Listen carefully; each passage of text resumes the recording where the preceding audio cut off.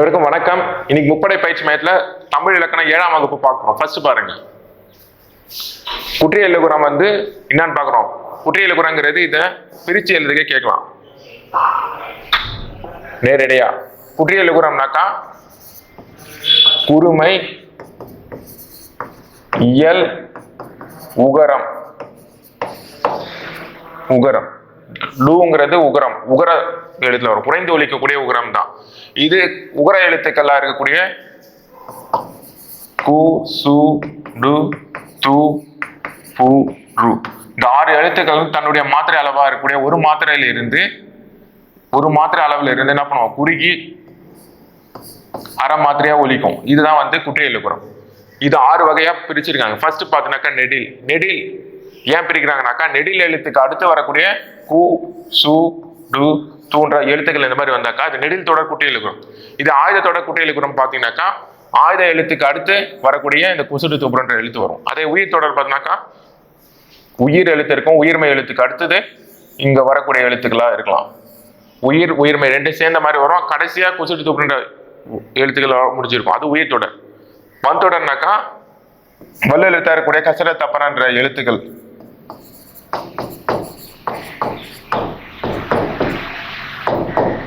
இந்த எழுத்துக்கு அப்புறமா வரக்கூடிய குசுடு துப்புரம் தான் வன் தொடர் குற்றியல் இலகுரம். மென் தொடர் பார்த்தீங்கன்னாக்கா இங்க நம்மன்ற இந்த எழுத்துக்கள் அப்புறமா வரக்கூடிய குசுடு துப்புரம். அதே இடைத்தொடர்லாம் எரல வளல அதுக்கு அடுத்து வரக்கூடிய குசுடு துப்புரம். இதுல இடைத்தொடர்ல இவ்வுன்ற எழுத்துக்கு குசுடு துப்புரன்ற எழுத்து வராது. குற்றியல் இலகுரத்துல வராத எழுத்து எதுன்னு கேட்டா இடைத்தொடர் குற்றியல் எழுத்து வரக்கூடிய இவ்வுன்ற எழுத்து மட்டும்தான். அடுத்து பாருங்க, குற்றியல் இலகுரம். குற்றியல் இலகுரம் போலவே குற்றியல் இலகுரம் பார்த்தீங்கன்னாக்கா குறுமை இயல் இகரம். இகர எழுத்து தன்னுடைய மாத்திரை அளவுல இருந்து குறைந்து அரை மாத்திரையா ஒலிக்கும். இதுக்கு பேர் தான் குற்றியல் இலகுரம். இப்ப பாத்தீங்கன்னாக்கா இதுல 2 வகை பிரிக்கிறாங்க. ஒண்ணு வறுமொழி முதல்ல வரக்கூடிய எகர எழுத்துக்கள்லாம் வந்தாக்கா இது என்ன பண்றோம், இங்க இருக்கக்கூடிய எழுத்துக்கள் மாறி இகர எழுத்துக்கெல்லாம் மாறும். இதுதான் குற்றியல் இலகுரம். இப்ப கொக்கு பிளஸ் யாது, இந்த குற்றியல் இலகுர எழுத்து ஊங்கிறது கீயா மாறுது, கொக்கி எது. அதே மாதிரி தொப்பு பிளஸ் யாதுங்கிறது தொப்பி எது, இங்க பூங்கிறது பியா மாறுது. நாடு பிளஸ் யாதுங்கிறது இந்த டூங்கிறது டியா மாறுது. இதே மாதிரி அதுக்கடுத்து கேன்மியா சென்மியான்ற இந்த மாதிரி அசை சொல்ல கூட குற்றியல் இலகுரம் வருது. இதை பிரிக்கும் போது கேன்மியா செல்மியா இந்த எழுத்துக்கள்லையும் மாறுது. இங்க இருக்கக்கூடிய இந்த எழுத்து மாறுறது தான் குற்றியல் இலகுரம்ன்றாங்க. அடுத்து குறுக்கங்கள் நமக்கு தெரியும். குறுக்கங்கள்ங்கிறது இதுவும் 2 மாத்திரையில ஒலிக்கக்கூடிய இல்ல ஒரு மாத்திரையில ஒலிக்க வேண்டிய ஓசை குறைந்து, குறுக்கம்னாவே குறைந்து தன்னுடைய மாத்திரை அளவுல இருந்து குறைந்து ஒலிக்கக்கூடிய ஓசையை தான் குறுக்கம்ன்றாங்க.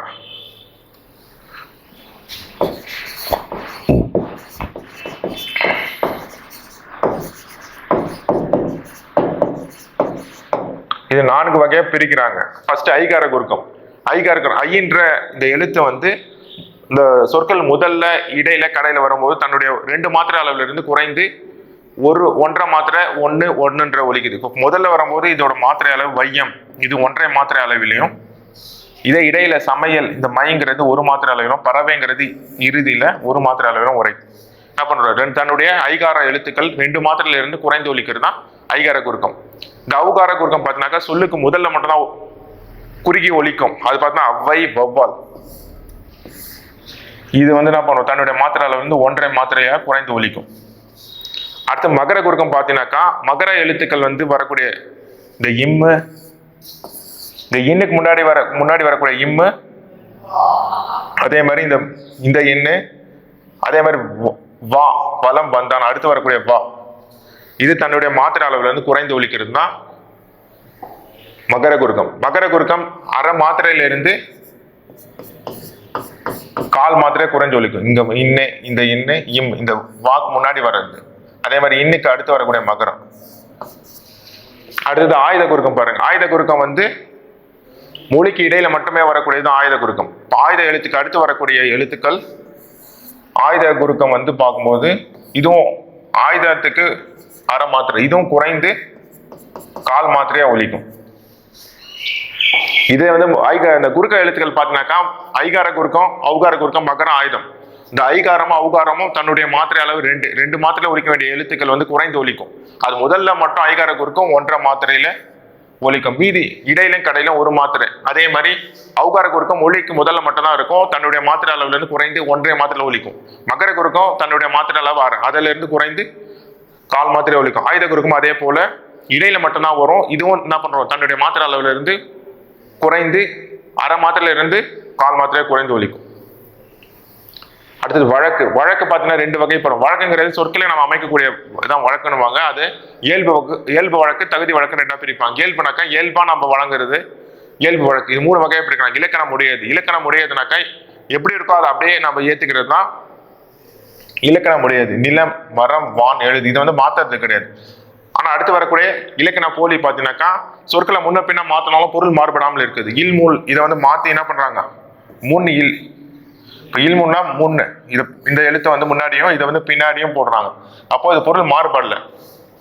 இல்முன்னும் முன்னிலும் பொருள் மாறுபடல. இதே கிளை நுனி, இந்த நுனி முன்னாடியும் கிளை அடுத்தும் வருது, அப்போ இதுவும் பொருள் மாறுபடல. இந்த மாதிரி சொற்களை மாற்றி அமைச்சாலும் பொருள் மாறாம இருக்கிறது தான் இலக்கண போலி. அடுத்தது மருவு. மருவுங்கிறது வாயில், வாசல், தஞ்சாவூர், தஞ்சை, திருநெல்வேலி, நெல்லை. அதாவது ஒரு வார்த்தை இருக்குனாக்கா அது என்ன பண்றோம், நம்ம பேச்சு வழக்குல அது மாறுபட்டு என்ன பண்றாங்க, வாயில்ங்கிறத என்ன பண்றோம், வாயில் வாயில் ஒரு காலகட்டத்தில் என்ன பண்றோம் வாசல் சொல்ல ஆரம்பிச்சிட்டோம். அதே மாதிரி தஞ்சாவூர் தஞ்சாவூர் தஞ்சாவூர் சொல்றதை தஞ்சைன்னு மாத்திட்டோம். திருநெல்வேலியும் அதே மாதிரி நெல்லை, கோவன்புதூர், கோயம்புத்தூர், கோவை அப்படின்னு மாறுறது இல்லை, அதுதான் மருவுன்றாங்க, வேற ஒண்ணு இல்லை. அடுத்தது தகுதி வழக்கு. இந்த வழக்குல 2 வந்து இயல்பு வழக்கு பார்த்தாச்சு. இயல்பு வழக்கு வந்து 3 வகைப்படும். இலக்கணம் உடையது, இலக்கண போலி, மருவு. தகுதி வழக்கு 3 வகைப்படும். அது பார்த்தீங்கன்னா வெளிப்படையா இடைக்கரடாக்கள், மங்கலம், குழுக்குறி 3 வகையை சொல்றாங்க. வெளிப்படையாக சொல்ல தகாத சொற்களை நாகரிகம் கருதி வந்து வேற வார்த்தையால் சொல்றது தான் வந்து இடக்கரடாக்கள். கால் கழுவி வந்தான், அதாவது மலம் கழித்து வந்த பிறகு சொல்றக்கூடிய வார்த்தை வந்து நாகரிகம் கருதி என்ன பண்றாங்க, கால் கழுவி வந்தான். அதாவது குழந்தை வெளியே போய்விட்டது, ஒண்ணுக்கு போய் வந்தேன். அதாவது ஒண்ணு வந்து என்ன பண்ற நாகரிகமா அது சொல்ல முடியாது நம்ம, அதனால என்ன பண்றோம் அதுக்கு மாற்றா ஒண்ணு அதுக்கு இணையா வந்து சொல்றதுதான் இடக்கரடாக்கு.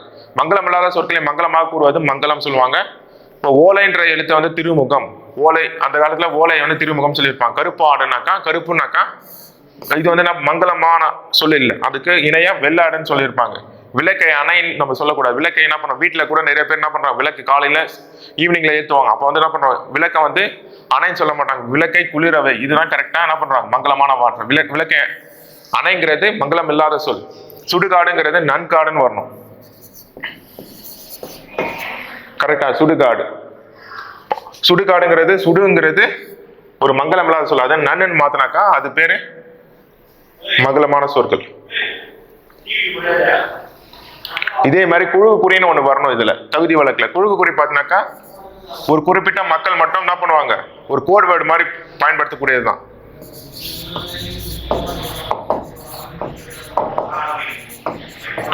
பொண்ணை வந்து என்ன பண்ணுவாங்கன்னாக்கா பொற்கொள்ளர்கள் வந்து பரின்னு சொல்லியிருப்பாங்க. அப்போ பரி.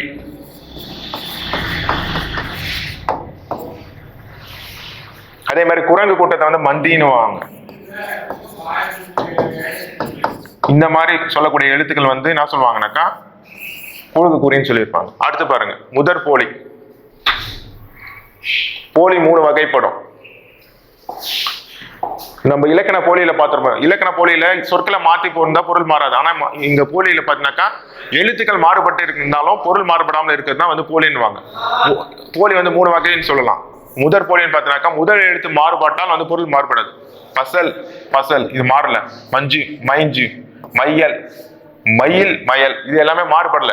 முதல் எழுத்து மாறுபடாம வருவது முதற் போலி. அடுத்தது இடைப்போலி பாருங்க. இடைப்போலி இடை எழுத்து மா, மைஞ்சு, லா, இளஞ்சி, ரா, அரையர். இப்ப அமைஞ்சு, அமைஞ்சு, இளஞ்சி, இளஞ்சி, அரையர், அரையர் இந்த எழுத்து மாறுபட்டாலும் பொருள் மாறுபடாமல் வருவதுதான் இடைப்போலி. அடுத்தது கடைப்போலி. அதே மாதிரி கடை எழுத்துக்கள் வந்து மாறுபடும் உடல் பொருள் மாறுபடாமல் வருவது. அகம், அகன், நிலம், நிலன், முகம், முகன், பந்தல், பந்தர், சம்பல், சம்பர். இது பொருள் மாறுபடாமல் வர்றதுதான் வந்து இலக்கண போலி. அதே மாதிரி சொற்களை வந்து 2 வகையை பிரிக்கலாம். ஒண்ணு வந்து இலக்கண சொற்கள், இலக்கிய வகை சொற்கள் சொல்லிட்டு. இது 2மே என்ன பண்ணுவோம் 4 வகை தான். இப்போ இலக்கண வகை சொல் நம்ம ஏற்கனவே பார்த்துருப்போம் போன கிளாஸ்ல. அது என்ன சொல்லுவாங்க, பெயர் சொல், வினை சொல், இடை சொல், பெயர் சொல், வினை சொல், இடை சொல், உரி சொல் அப்படின்னு பிரிச்சிருப்பாங்க. இப்போ இந்த இலக்கிய சொற்கள் பார்த்தீங்கன்னாக்கா 4 வகை இருக்கு. அப்போ இது இயற் சொல், திரி சொல், திசை சொல், வடமொழி சொல்னு சொல்லிட்டு 4 வகை இதுவும் பிரிச்சிருப்பாங்க. ஃபர்ஸ்ட் பார்க்கும்போது இயற் சொல். இயற் சொல்லுங்கிறது இயல்பா நாம் பயன்பாட்டுல இயல்பா நாம் சொல்லக்கூடிய எழுத்துக்கள். கடல், கப்பல், எழுதினான், படித்தான். இப்போ இங்க வர்றது ஃபர்ஸ்ட் வர்றது இயற்பெயர் சொல். எழுதினான், படித்தான்ங்கிறது இயற் வினை சொல்லா இருக்கு. அடுத்து திரி சொல் பார்த்தீங்கன்னா வங்கோல், அழுவம், சாட்டினான், உருப்பயன். இதுலயும் பார்த்தீங்கன்னா வங்கோல், அழுவம்ங்கிறது திரி சொல்ல வரக்கூடிய பெயர் சொல்லா இருக்கு, பெயர் திரி சொல்லா இருக்கு. அதே சாட்டினான், உருப்பயன்கிறது, சாட்டினான்ங்கிறது வினை திரி சொல்லா இருக்கு, உருப்பயன்கிறது உரி திரி சொல்லா இருக்கு. அடுத்தது அதோட வகையை தான் பார்க்கிறோம். இப்போ பெயர் திரி சொல் பார்த்தீங்கன்னாக்கா அழுவம். இப்போ திரி சொல்லுன்னு சொல்லும் போது இது வந்து கற்றவர் மட்டுமே இலக்கிய வகையில மட்டுமே பயன்பாட்டில் இருக்கக்கூடியதான் திரி சொல். இப்போ அழுவம்ங்கிறது காற்றையும், அழுவம்னா காற்று. அதே வங்கம்ங்கிறது கப்பல் குறிக்கிறது. புரியுதா? அது பெயர் திரி சொல். அதே மாதிரி வினைனாக்கா ஒரு செயல் வந்து முற்று பெறது. இயல்பினான், பயின்றான். இயல்பினான்னாக்கா சொல்றதுதான் இயல்பினான். பயின்றாள்ங்கிறது ஏதோ ஒன்றத்தை கற்றுக்கிறது. இப்ப இடைத்திரி சொல்ல அன்ன, மான அந்த மாதிரி வரக்கூடிய இடையில பயன்படுத்தக்கூடியது இது வந்து இடைத்திரி சொல். உரி திரி சொல்னாக்கா கூர், களி அந்த மாதிரி வர்றது. அடுத்தது வாங்க. இதுல பாத்தீங்கன்னா ஒரு பொருள் குறித்த பல திரி சொல் பாத்தீங்கன்னாக்கா இப்ப வங்கம், அம்பி, நாவா இது எல்லாமே திரி சொல். திரி சொல்னாக்கா அது இலக்கிய வகையில வந்து கற்றவங்க மட்டும்தான் அதை வந்து பொருள் புரிஞ்சிக்க முடியும். அப்ப வங்கம், அம்பி, நாவாங்கிறது எதோட திரி சொல்? ஒரு பொருள் குறித்த பல திரி சொல் எதுன்னு பாத்தீங்கன்னாக்கா கப்பல். கப்பலை தானே சொல்லியிருக்காங்க, வங்கம், அம்பி, நாவான்னு சொல்லியிருப்பாங்க. அதுக்கு அடுத்து பாத்தீங்கன்னாக்கா பல பொருள் குறித்த ஒரு திரி சொல். பல பொருள் குறித்த ஒரு திரி சொல் பாத்தீங்கன்னாக்கா பூவின் இதழ். இப்போ இதழ், கன்னிமை, பனை ஓடு, நாளிதழ் இது எல்லாமே பாத்தீங்கன்னாக்கா எதுனாக்கா பல பொருள். எல்லாமே பல பொருள் தருதா, அது எதுனாக்க ஒரே திரி சொல் தான். அப்போ என்ன சொல்றாங்க? இதழ் அப்படின்ற ஒரு சொல்லுதானா பண்றாங்க.